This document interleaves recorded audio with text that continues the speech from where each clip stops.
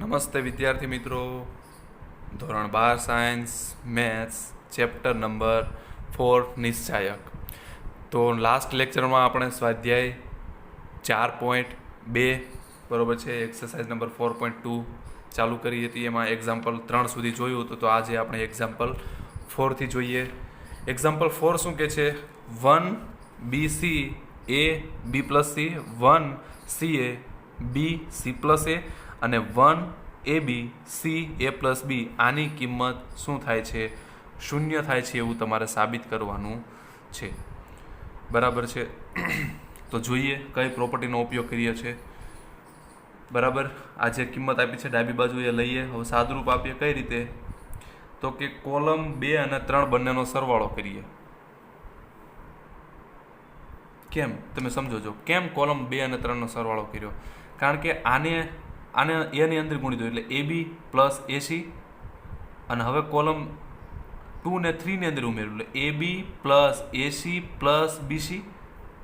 અહીંયા શું થશે? B ને અંદર ગુણી દો એટલે BC plus AB plus CA અને CA plus CB plus AB. બરાબર, શું કરવાનું છે આપણે? આની અંદર ગુણીને પછી કોલમ 2 અને 3નો સરવાળો કરવાનો છે. તો કોલમ 2 અને 3નો સરવાળો કરો છો એનો મતલબ કોલમ 3ની અંદર કોલમ 2 ઉમેર્યો તો કોલમ 1 અને 2 તો એઝ ઇટ ઇઝ એમ જ રહેશે. 1 1 1 BC C plus A AB. જો કોઈને એમ પણ પ્રશ્ન થાય કે સર અહીંયા 1 1 1 છે તો હું R1 માંથી R2 બાદ કરી દઉં અને R2 માંથી R3 બાદ કરી દઉં તો પણ ચાલે. જો એ કરશો તો અહીંયા 0 આવી જશે અને અહીંયા પણ 0 આવી જશે. સમજ્યા? બંને જગ્યાએ શું આવી જશે? જવાબ 0 ઇઝીલી આવી જશે. અને પછી તમે સાદુરૂપ આપી દો તો એ પણ ચાલે.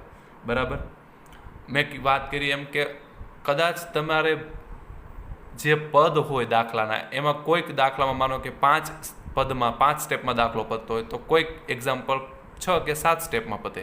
બરાબર છે, પણ જવાબ તો આવે જ જો તમે સાચી પ્રોપર્ટી વાપરો નિશ્ચાયકની. બરાબર, જવાબ તો તમારો આન્સર તો સાચો આવશે જ. તો હવે અહીં શું કરું છું? જો આ દાખલા બધા એવા છે કે તમે જેટલી પ્રેક્ટિસ કરશો એટલી સ્પીડ આવશે. બરાબર, ગોખે તો મેળ જ નહીં આવે કોઈ રીતે. એટલે દાખલાને તમે જેટલી પ્રેક્ટિસ કરશો એટલું તમારે. અને હા, એક ગેરંટી, એક વખત જો તમે દાખલો સમજી ગયો તો આ એક્ઝામ સુધી આ જોવાની જરૂર પણ નથી. બરાબર છે, એટલા ઇઝી ચેપ્ટર છે. ચેપ્ટર નંબર આજે આપણે 3 કમ્પ્લીટ કર્યું એ, અને આ ચોથું એક્ઝામ્પલ, ચોથું ચેપ્ટર. તો અહીંયા શું કરીએ છીએ? એને અંદર ગુણી દઈએ, બી ની અંદર ગુણી દઈએ, સી ની અંદર ગુણી દઈએ અને પ્લસ પછી તો કે કોલમ 2 ને કોલમ 3 ની અંદર ઉમેરી દઈએ. તો એ આવી રીતની કોલમ 3 બનશે. જો AB plus AC plus BC તો આ એ બની, BC plus AB plus CA તો આ એ કોલમ બની, અને CA plus CB plus AB તો આ એ રીતે. બરાબર, શું કર્યું આપણે? કોલમ 2 અને કોલમ 3નો સરવાળો. હવે તમે જુઓ તો AB plus AC plus BC, અહીંયા જુઓ AB plus BC plus AC, અને અહીંયા જુઓ તો AB plus BC plus AC. હકીકતમાં આ જે ઘટકો છે 3 સમાન છે. જે આ છે ને એ જ આ નીચેનું છે ને એ જ આ એની નીચેનું છે. બરાબર, એટલે હકીકતમાં તમને એમ થાય કે દાખલો ટફ લાગે, પણ દાખલામાં જે પદ છે ને તમને સેટ કરીને જ આપેલા હોય છે કે જેથી તમે ઇઝીલી ગણતરી કરી શકો. બરાબર, આ હકીકતમાં જે પહેલી જે છે આ પહેલો ઘટક એ જ નીચેનો ઘટક છે, બીજો અને ત્રીજો. 3 ઘટક હકીકતમાં સેમ જ છે, તમને જોઈને ના લાગે. આ શું છે? AB plus AC plus BC. તો અહીંયા જો નીચે છે જ તે AB plus AC plus BC, અને અહીંયા પણ એ જ છે AB plus AC plus BC. એટલે આ 3 ઘટક હકીકતમાં શું છે? એક સમાન છે. તો એને હું બહાર કાઢી શકું. બરાબર છે, આ 3 ઘટક સમાન છે. બરાબર છે, 3 ઘટક સમાન હોય તો એને તમે બહાર કાઢી શકો. તો અહીં AB plus AC plus BC common નીકળશે. ક્યાંથી? કોલમ 3માંથી. તો આ કોલમ 3માંથી કોમન કાઢો છો એટલે કોલમ 1 અને કોલમ 2 તો એઝ ઇટ ઇઝ એમ જ રહેશે. 1 1 1 BC CA AB, અને અહીંયા આ કોમન કાઢી એટલે અહીં શું થઈ જશે? 1 1 અને 1. તો જો AB plus AC plus BC common કાઢ્યા એટલે કોલમ 1 1 1 BC C અને AB as it is. Column 3માંથી કોમન કાઢે એટલે 1 1 1 ત્યાં પણ આવી જશે. હવે કોલમ 1 અને કોલમ 3ના ઘટકો સમાન છે. જ્યારે કોઈ નિશ્ચાયકમાં 2 હાર અથવા તો સ્તંભ સમાન હોય એટલે જવાબ શું આવે? 0. તો આ AB plus AC plus BC as it is આ નિશ્ચાયકનું મૂલ્ય શું આવશે? 0. કેમ? કારણ કે કોલમ 1 અને 3 સમાન છે. બરાબર છે, પ્રોપર્ટી નંબર 3. તો જવાબ શું આવશે? 0 ગુણ્યા આખું પદ. જો 0 ગુણ્યા કોઈ પણ ટર્મ એટલે જવાબ શું આવે? 0. તો આપણે એ જ સાબિત કરવાનું હતું. આની કિંમત શું છે? 0. પછી જોઈએ એક્ઝામ્પલ નંબર 5. એક્ઝામ્પલ 5 શું છે? B plus C, C plus A plus B, Q plus R plus P, P plus Q, Y plus Z, Z plus X અને એક્સ પ્લસ વાય. આની કિંમત 2 વખત આ નિશ્ચાયક જેટલી થશે. બરાબર, આપણે એ સાબિત કરવાનું છે. તો જોઈએ શું કરવાનું છે. આ નિશ્ચાયક ડાબી બાજુ આ નિશ્ચાયક લઈએ અને જમણી બાજુ તમારે સાબિત કરતાં કરતાં આ નિશ્ચાયક લાવવાનો છે આપણે. બરાબર, અહીંયા જો તમારા જવાબમાં પણ પાછો નિશ્ચાયક જોવે છે. અત્યાર સુધી શું હતું? જવાબમાં તમને ફિક્સ આંકડો કહી દેતો, સાબિત કરો કે આનો જવાબ 0 આવે અથવા તો 1 આવે અથવા તો 4 આવે ને એવું બધું. બરાબર, પણ અહીંયા તો જો આ દાખલામાં જવાબમાં પણ તમારે નિશ્ચાયક જ મેળવવાનો છે. ઓકે, કોઈ પ્રોબ્લેમ નહીં. તમારે શું કરવાનું? આ જો કે આમ સારું નિશ્ચાયક, તો તમારે કરવું શું પડે કે આનું જ્યારે તમે સાદરૂપ આપો ત્યારે એનું સાદરૂપ આપવાની જરૂર નથી. આવો નિશ્ચાયક આવે એટલે ત્યાં અટકી જવાનું. બરાબર, જવાબ આવી જશે. તો ડાબી બાજુ લઈ લઈએ. બરાબર, જમણી બાજુ મારે સાબિત કરવાનું છે એ પી એક્સ, બી ક્યુ વાય અને સી આર ઝેડ. જો તો શું પ્રોસેસ કરી? R1 plus R2 plus R3. એટલે વાત કરીએ કે લગભગ એક્ઝામ્પલમાં પ્રોપર્ટી નંબર 6નો ઉપયોગ થાય છે. R1 R2 R3 બરાબર, ત્રણેયને ઉમેરીએ તો R1ની અંદર R2 અને R3 ઉમેરીએ એટલે આ રીતને આવશે. બરાબર, હવે દર વખતે આપણે સ્ટેપ નહીં બોલીએ કે R plus P Z plus Q. બરાબર છે, એ તો સમજી શકાય. અત્યાર સુધી આપણે એક્ઝામ્પલ ગણ્યા એની ઉપરથી કે R1ની અંદર હું R2 અને R3ને એડ કરું તો R1 આ રીતનું બનશે. કઈ રીતે? જો B plus C plus A. બરાબર, એટલે C 2 વખત આવે એટલે 2C પ્લસ A એટલે પ્લસ A અને A 2B અને પ્લસ B એટલે શું થઈ જાય? 2A 2B અને 2C. એ જ વાત પાછી અહીંયા આવશે અને એ જ વાત અહીંયા. એટલે શું થશે? જો 2B plus 2C plus 2A, 2Q plus 2R plus 2P અને 2Y plus 2Z plus 2X. બરાબર, હવે જવાબમાં જુઓ ત્યાં શું આવે છે કે નિશ્ચાયકની બહાર 2 આયેલા છે. તો અહીંયા તમે જુઓ 2 2 2 2 2 2 અને અહીંયા પણ 2 2 2. તો આ પદમાંથી 2 કોમન કાઢું, આ પદમાંથી 2 કોમન કાઢું, આ પદમાંથી 2 કોમન કાઢું, તો ત્રણેય જગ્યાએ 2 આવી ગયા અને એને હું કોમન કાઢી લઉં. 2 બહાર કાઢી લીધા. જો તો અહીં શું વધશે? BCA QRP YZ X. બરાબર, R2 અને R3 તો એઝ ઇટ ઇઝ. કેમ 2 કોમન કાઢ્યા? મારા જવાબમાં 2 બહાર જોવે છે. બરાબર છે. હવે જોઈએ કે R1 માંથી R2 બાદ કરી દો.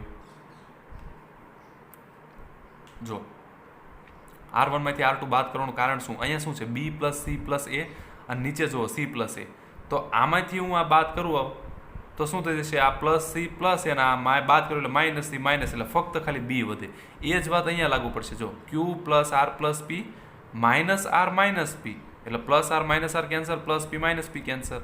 એ જ વાત અહીંયા Y plus Z plus X minus Z minus X. તો ત્યાં ફક્ત શું વધશે? Y. એટલે વચ્ચે શું? B Q અને Y.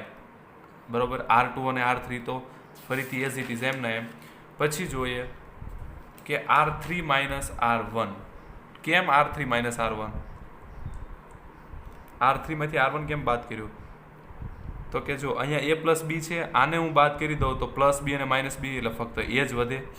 બરાબર, પછી P પ્લસ Q આ અહીંયા આવે એટલે ફક્ત P જ વધે. X પ્લસ Y આને હું બાદ કરી દઉં એટલે ફક્ત X વધે. બરાબર, એટલે વચ્ચે શું? A P અને X. તો જો A P અને X. બરાબર, R1 અને R2 ને આપણે કશું નથી કર્યું. R1 R2 as it is. ખાલી R1 ને બાદ કર્યા. ક્યાંથી? R3 માંથી. તો R3 માઇનસ R1. બરાબર છે, એની કિંમત આ રીતે મળશે.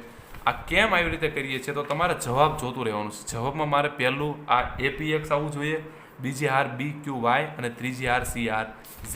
બરાબર, તમારે જવાબ સાથે જ રાખવાનો કે જેથી તમને ખબર પડે કે મારે કઈ રીતે આનું સાદુરૂપ આપવાનું છે.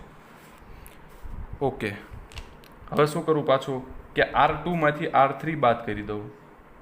કેમ? પ્લસ A છે, આ બાદ કરું એટલે માઇનસ A એટલે ફક્ત C વધે. પ્લસ P છે, આ બાદ કરું એટલે માઇનસ P એટલે ફક્ત R વધે. પ્લસ X છે, આ બાદ કરું એટલે માઇનસ X એટલે ફક્ત શું વધે? Z. એટલે BQY એઝ ઇટ ઇઝ. આ CR અને Z આવશે, CRZ અને APX. શું થઈ ગયું? R2 માંથી R3 બાદ કર્યા. બરાબર, તો હવે જોઈએ મારા જવાબ કેવા પ્રકારનો જોવે છે. જવાબ મારા શું જોવે છે? જો આવી રીતનો જવાબ છે. 2 નિશ્ચાયકની અંદર A P X B Q Y અને C R Z. મારે છે આન્સર, મારે જો આ ટાઈપનો આન્સર જોવે છે મારે, બરાબર. 2 APX BQY અને CRZ.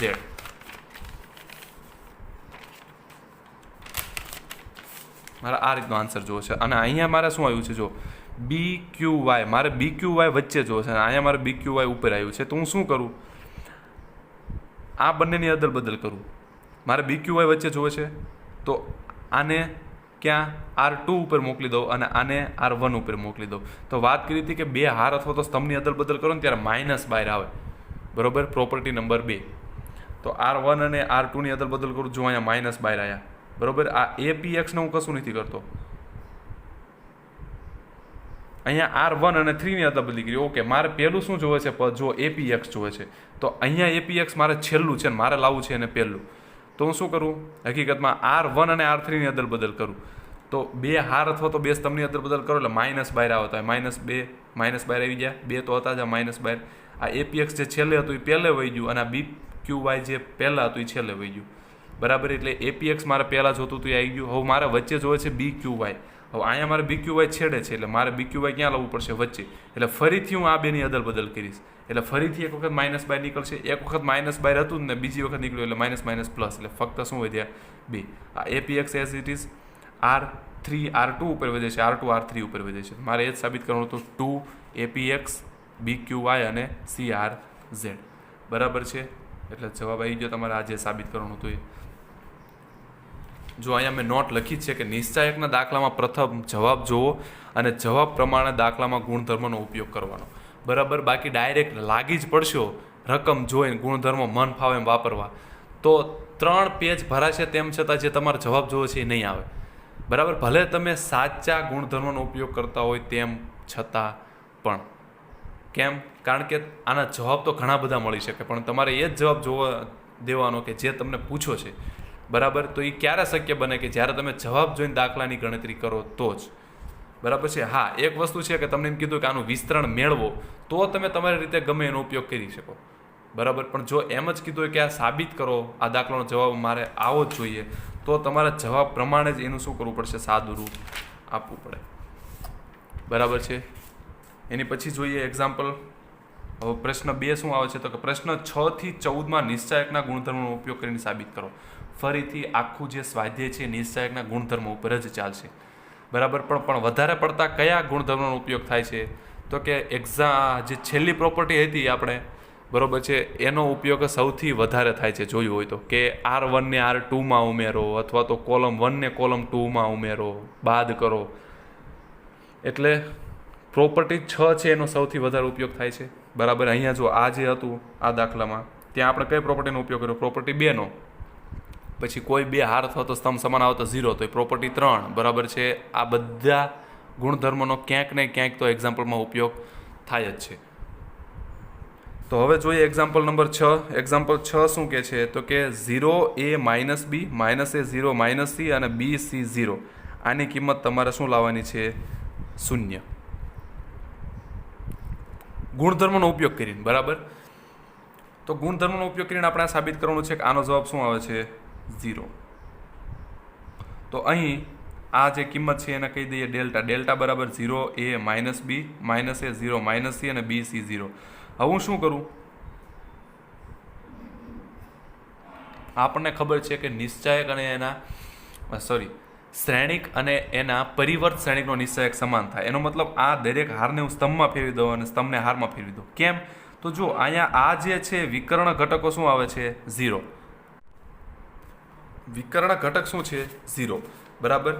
અને સામસામેના ઘટક જુઓ, અહીંયા A તો અહીં માઇનસ A, અહીં માઇનસ B તો પ્લસ B, આ માઇનસ C તો પ્લસ C. તો આ શું છે, જો તમે વ્યવસ્થિત ચેપ્ટર નંબર 3 કર્યું હશે શ્રેણિક, તો તમે સમજી શકશો કે આ હકીકતમાં એક વિસંમિત શ્રેણિક છે, બરાબર. આ શું છે, વિસંમિત શ્રેણિક છે, બરાબર છે. સંમિત શ્રેણિકમાં શું હતું કે સામસામેના ઘટકો સમાન આવે અને વિસંમિત શ્રેણિકમાં શું હોય કે સામસામેના ઘટકોની નિશાની માઇનસ આવે અને વિકર્ણના ઘટકો 0 આવે, બરાબર. એટલે આ વિસંમિત શ્રેણિક છે. તો એનો મતલબ અહીંયા પરિવર્ત શ્રેણિકવાળી જે ગુણધર્મ હતો પ્રોપર્ટી, એનો ઉપયોગ આપણે કરવો પડશે.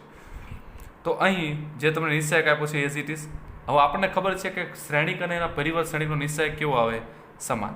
તો આ 0a માઇનસ બી છે એને હારને સ્તંભમાં ફેરવી નાખું, બીજી હારને બીજા સ્તંભમાં ફેરવી નાખું અને ત્રીજી હારને ત્રીજા સ્તંભમાં ફેરવી નાખું તો જવાબમાં કોઈ ફેર પડે નહીં.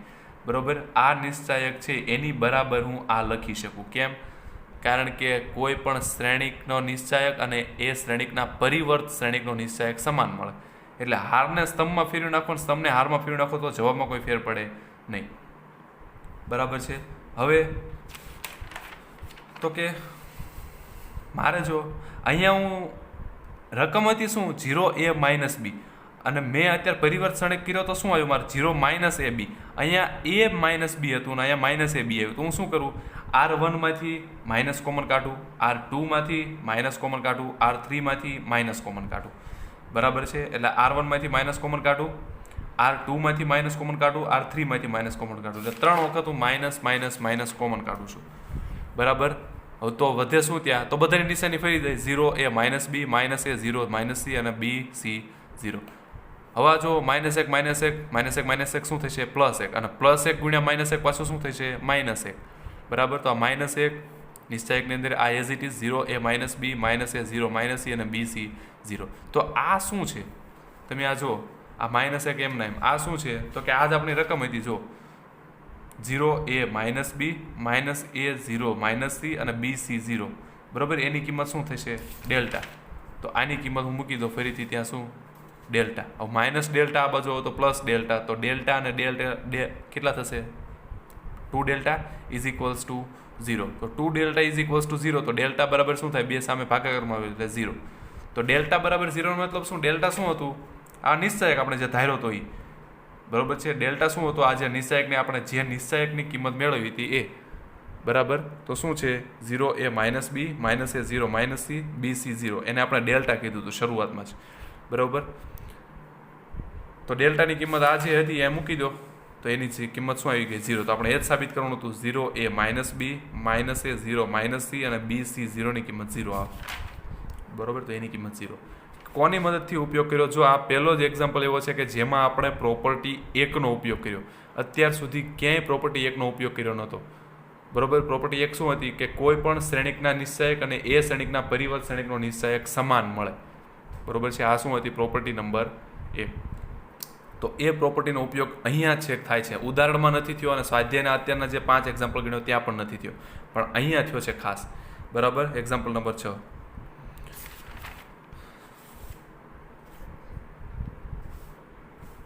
ઓકે. નેક્સ્ટ જોઈએ.